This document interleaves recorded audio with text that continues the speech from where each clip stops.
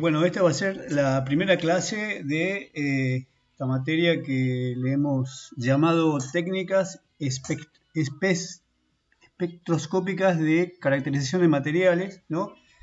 En la que la idea que teníamos, por lo menos la idea que tenía yo, es que Augusto tenga un panorama general de cuáles son las diferentes técnicas que se utilizan actualmente para analizar diferentes tipos de materiales y que tenga una idea de cuándo conviene usar unas y cuándo conviene utilizar otras.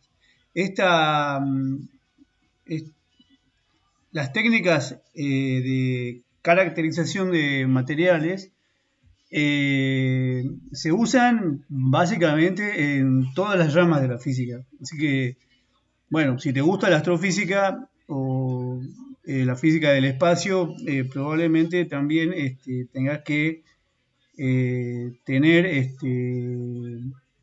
nociones acerca de este tipo de técnicas, ¿no? Bien, este, las técnicas en realidad se basan en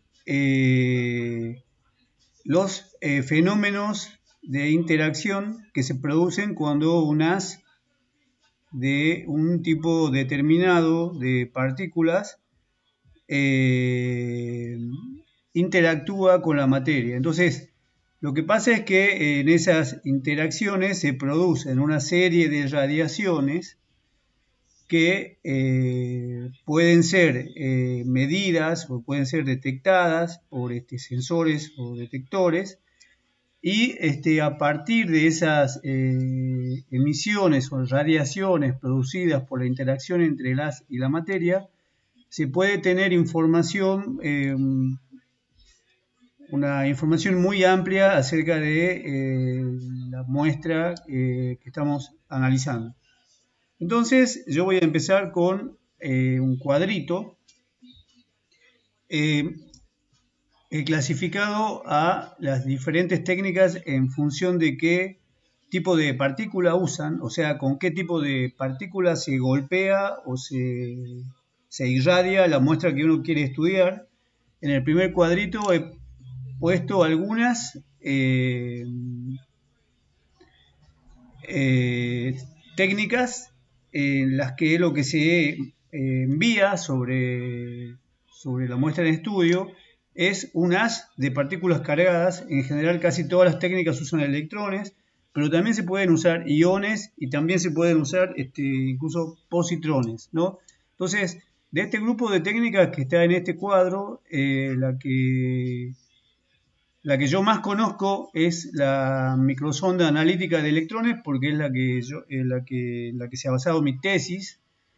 La microsonda analítica de electrones en realidad es muy parecida a el microscopio electrónico de barrido, aunque el principio en el que se basa para analizar las muestras es diferente, ¿no?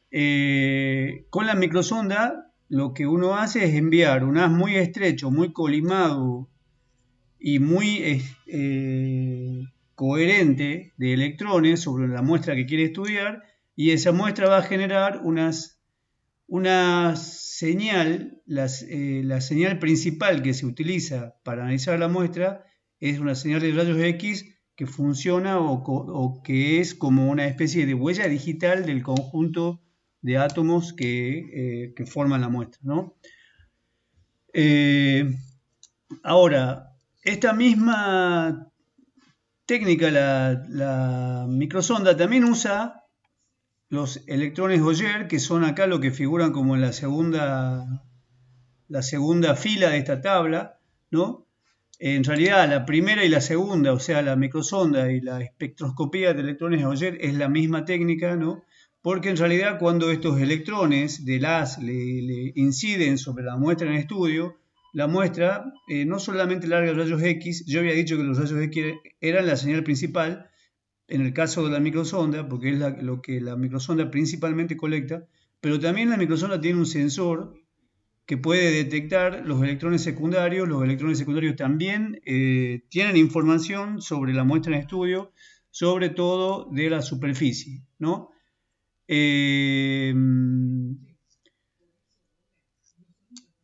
Después acá hay otros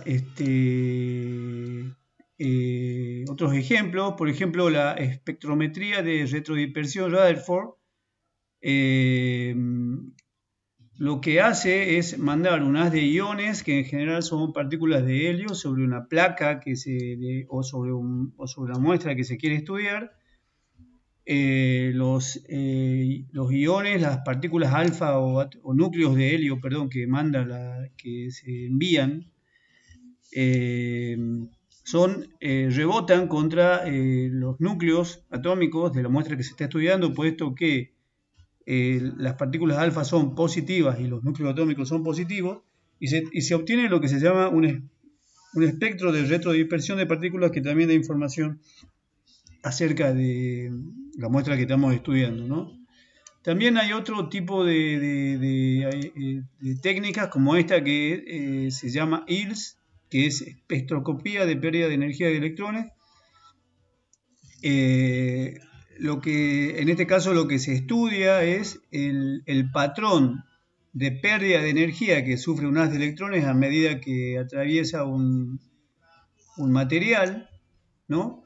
La última técnica, la que se llama PIXE, es muy parecida a la microsonda analítica, con la diferencia que en vez de enviarse electrones a la muestra que se está estudiando, lo que se está enviando en general son protones, ¿no?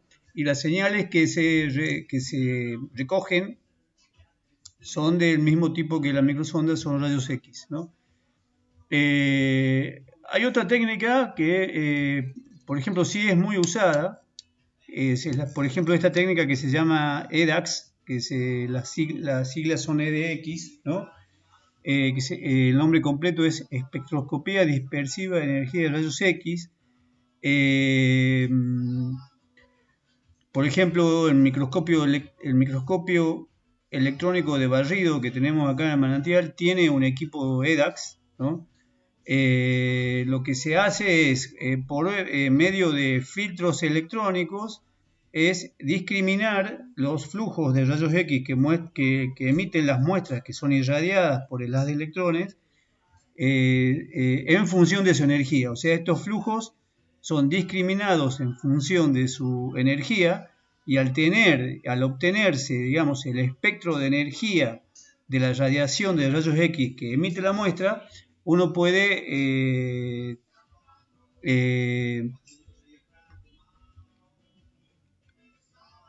obtener información acerca de la composición química de la muestra, porque, digamos, cada átomo emite rayos X en una longitud de onda que también es específica de cada elemento químico, ¿no? La última técnica es la que se llama espectroscopía dispersiva en longitud de rayos X.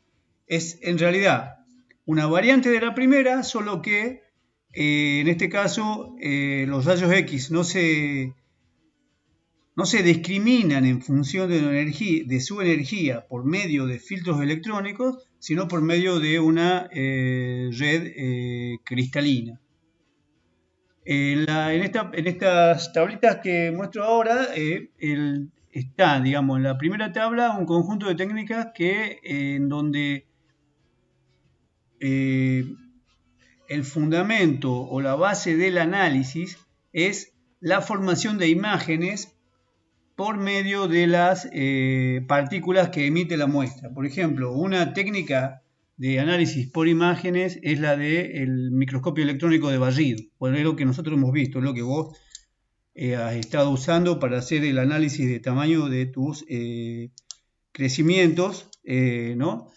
En este caso, en el caso del microscopio electrónico de barrido, que la sigla es EM, lo que se hace es recolectar principalmente lo que serían los electrones secundarios producidos por la interacción de el haz de electrones que manda, digamos, el aparato sobre la muestra con la muestra, esos electrones son recolectados por medio de un sistema de campos eléctricos que es semejante al sistema óptico o a los sistemas ópticos que nosotros utilizamos para controlar la luz.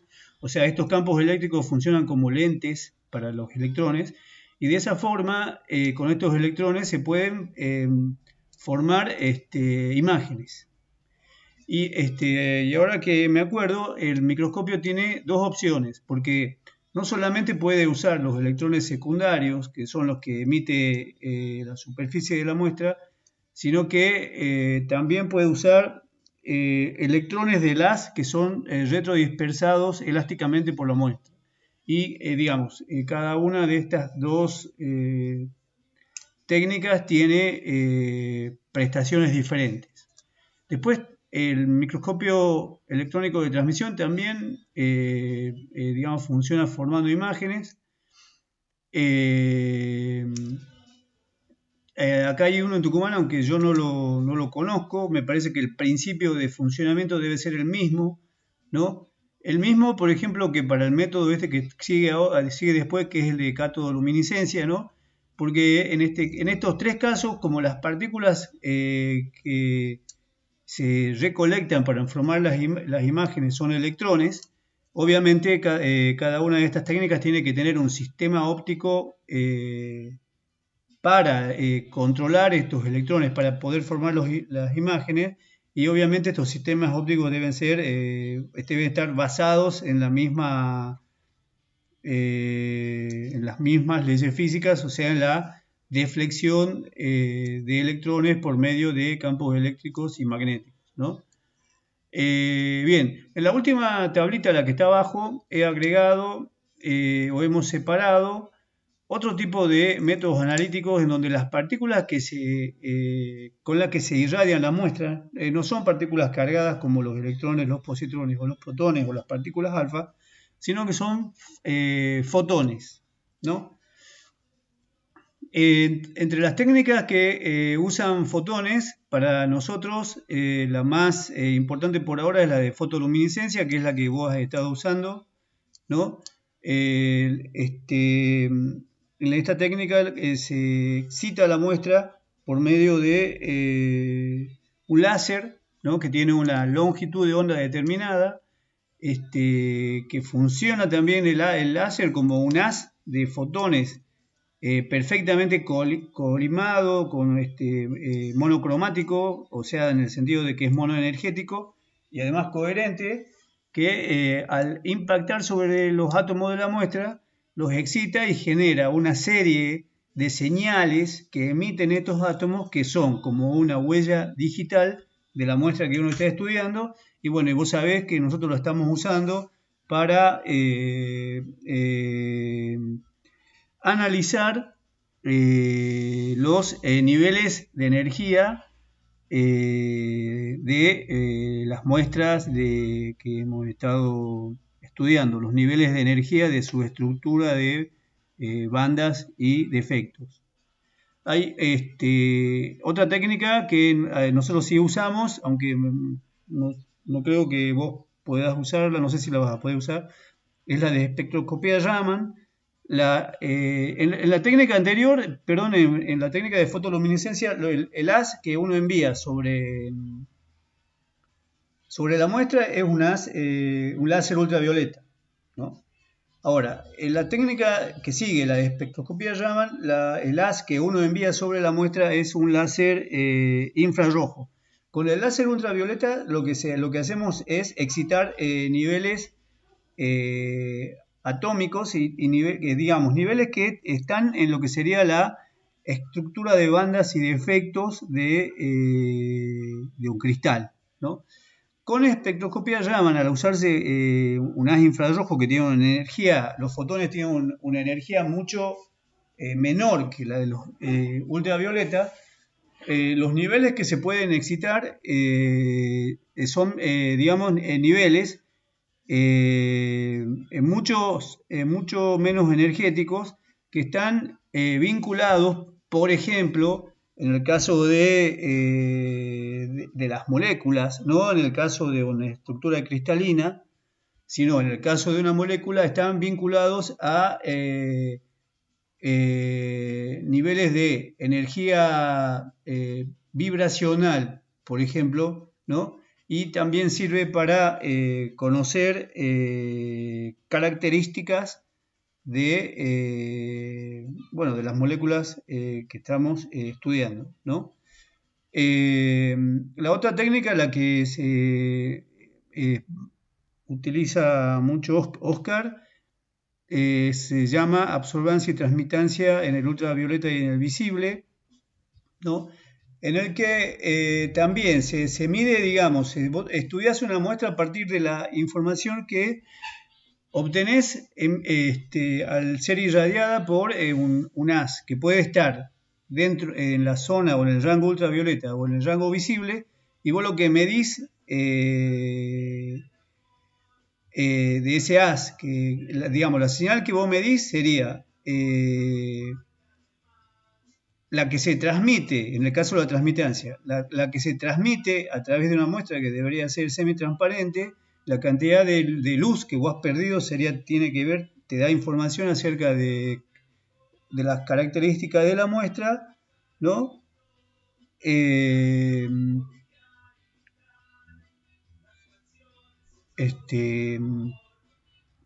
Como por ejemplo el espesor. Pero bueno, de esta parte sabe más Oscar que yo, ¿no?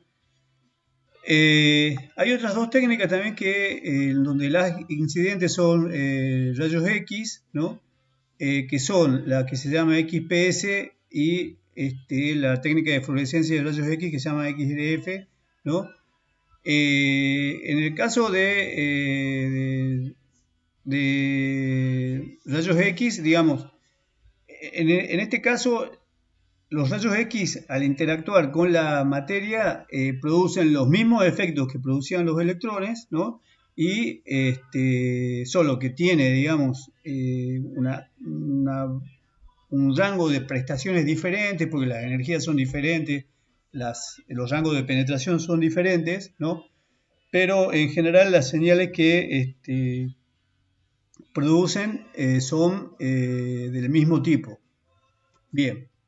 Entonces, el abanico de técnicas disponibles que hay no sé, es amplísimo, y además cada cierto tiempo aparece una técnica nueva o variantes de técnicas nuevas, ¿no? Pero a todo este abanico de técnicas se lo puede clasificar en tres grandes familias, ¿no?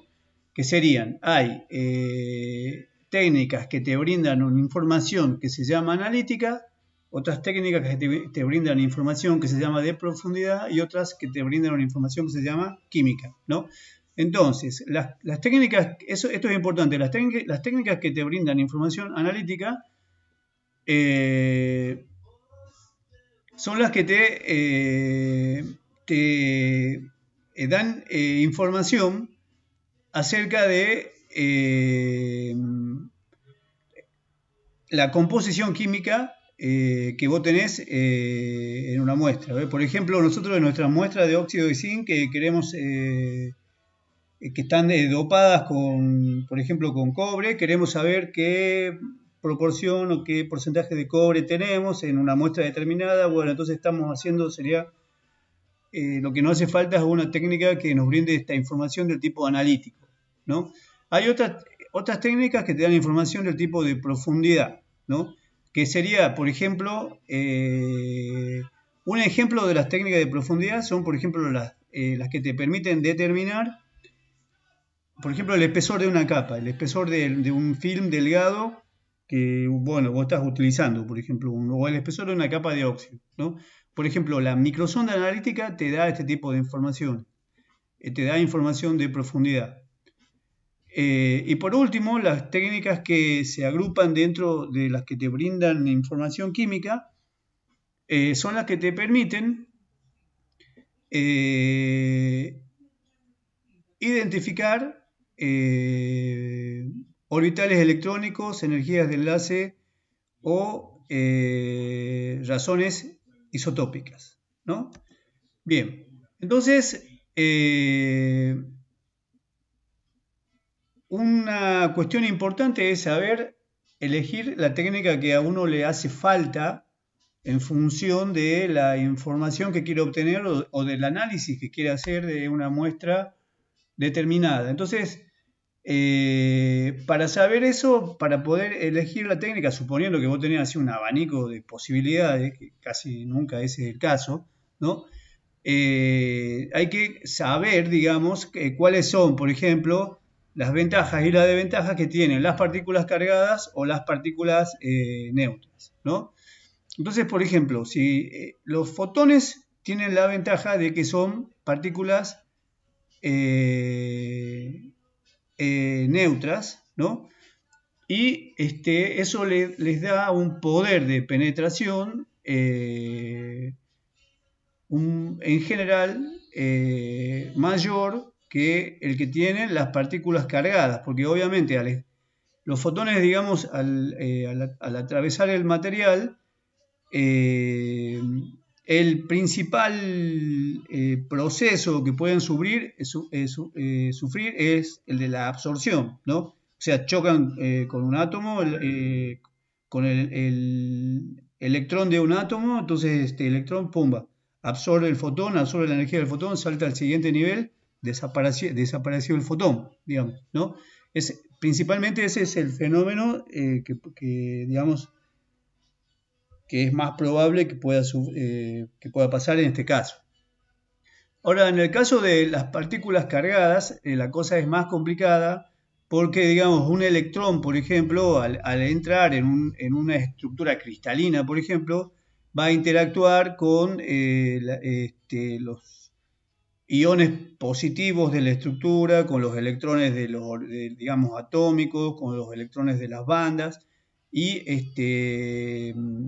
es más compleja, en este caso, la interacción.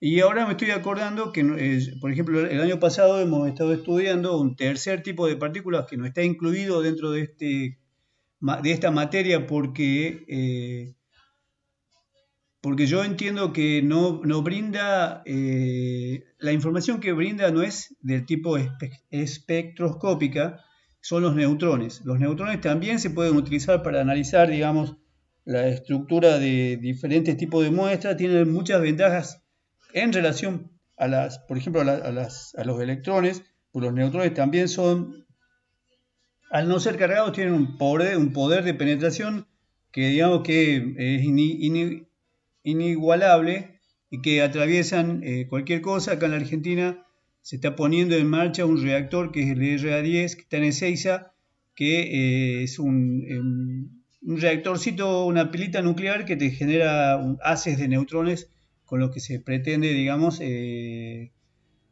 también analizar diferentes muestras, ¿no? Bien,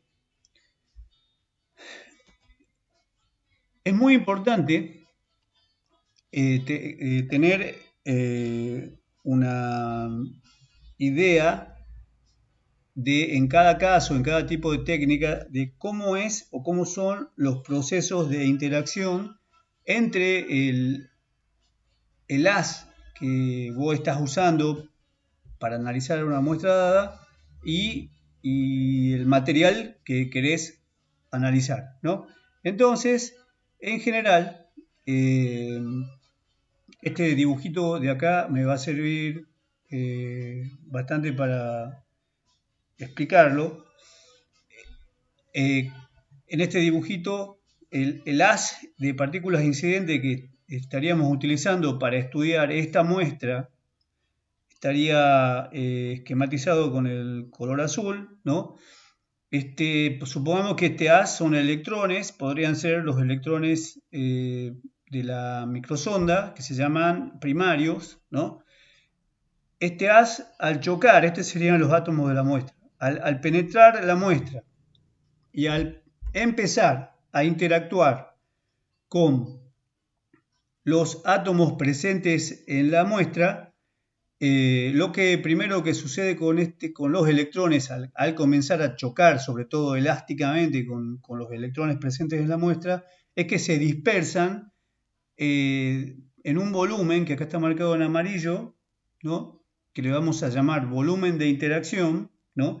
Que es el volumen que está produciendo toda la señal que estamos utilizando para analizar la muestra. Este volumen tiene, digamos, un tamaño limitado. Creo que en el caso de la microsonda, el radio puede ser hasta de una micra. Eso depende de la energía de la partícula incidente y también del tipo de partícula incidente, ¿no?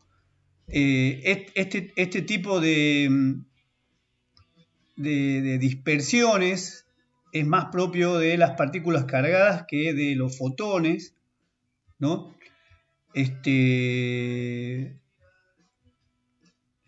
Lo que importa es, digamos, que todas las señales que estamos utilizando parten de este volumen. En el caso, por ejemplo, de la microsonda analítica, las señales, yo te había dicho que eran de dos tipos. La principal, la que se usa como señal más importante, es la radiación X producida por las ionizaciones que produce el haz de electrones al penetrar la muestra, ¿no? Y también se produce otro tipo de señal que son esto que está acá en rojo, ¿no? Que son electrones que rebotan elásticamente con los núcleos atómicos y salen, digamos, repelidos hacia atrás y también pueden ser detectados por un sensor, ¿no? Y que también brindan información sobre la muestra. Acá en este esquemita faltarían los electrones secundarios. ¿Qué es lo que me importa remarcar a mí de este esquema? Esto que está en amarillo, que es lo que se llama volumen de interacción, que es las características de este volumen de interacción tienen mucho que ver o te generan una buena parte de los criterios que vas a utilizar para elegir un tipo de técnica o otro tipo de técnica. Entonces, ya una vez que tenemos idea de lo que es el volumen de interacción, vamos a hablar un poco de una de las características que tienen que ver con este volumen, que es lo que se llama profundidad de escape, ¿no? La profundidad de escape sería la máxima profundidad a partir de la cual la señal que vos vas a utilizar para analizar una muestra puede salir de la muestra sin ser absorbida, ¿no? Entonces esta profundidad le vamos a llamar P sub B, ¿no? Y estaría acá en estos gráficos esquematizada por este segmento blanco, ¿no? Entonces en este gráfico esto que tengo acá es la muestra, esto es el haz que estoy utilizando para analizar la muestra, ¿no? Y este circulito sería la máxima distancia que puede recorrer. Por ejemplo, supongamos que esto es un haz de electrones que está generando rayos X. Entonces los rayos X serían este rayito rojo, ¿no?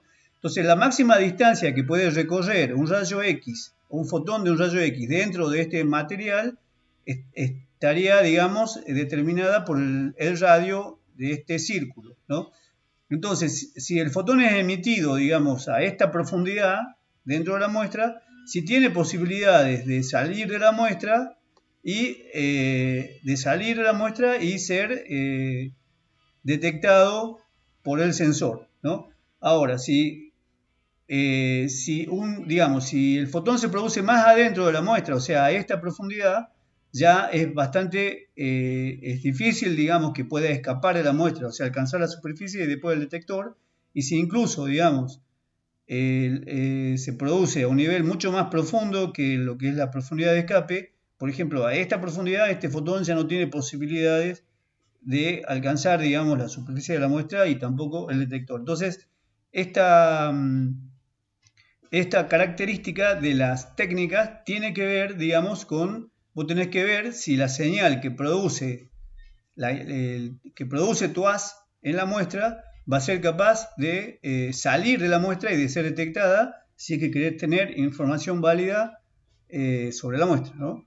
Entonces, hay otra característica que es la profundidad de penetración, ¿no?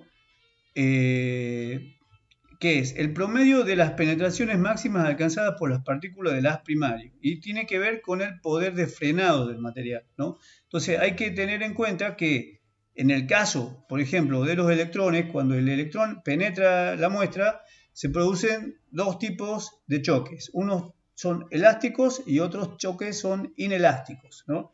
Entonces, los choques elásticos no nos importan ahora porque no producen pérdida de energía. Nos vamos a concentrar en los choques elásticos, ¿no?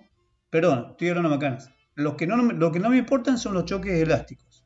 Los que sí me importan son los inelásticos, los que producen pérdida de energía. Entonces, las pérdidas de energía de los electrones, por ejemplo, se pueden deber a interacciones con los núcleos atómicos o a interacciones con los electrones, ¿no? Entonces, un choque con un núcleo atómico te produce un tipo de pérdida y un choque con un electrón te produce otro tipo de pérdida. Supongamos que este haz sea un haz de cada electrón tenga 100 kiloelectronvolt. Entonces, en un choque elástico con un electrón de la muestra, probablemente pierda un electronvolt.